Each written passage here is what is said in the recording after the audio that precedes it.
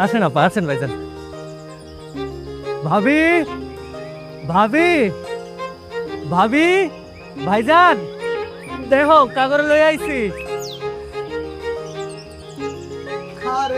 তোমরা ভালো আছি। কেমন আছো তুমি?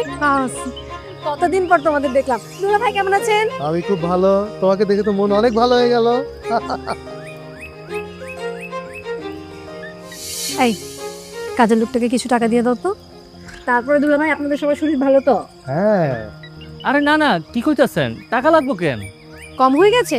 500 টাকা দিয়ে দাও। অনেক কষ্ট করে আমাদের ব্যাগগুলো নিয়ে এসছে, ব্যাগগুলো তো অনেক ভারী। এটা নাও সাথে।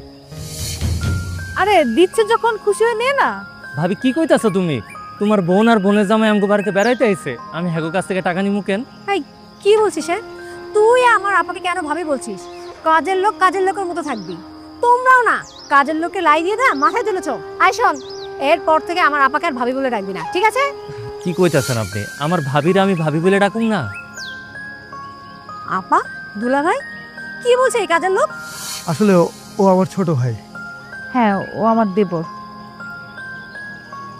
আচ্ছা, তোমরা অনেক জার্নি করে আসছো, চলো ভিতরে চলো। এই শুনো না, তুমি ওকে কিছু টাকা দাও, ও বাজারে যাক। শোন, তুই বাজার থেকে বড় বড় মাছ, মাংস, তাজা ফলমূল যা যা আছে সবকিছু নিয়ে আসবি। এই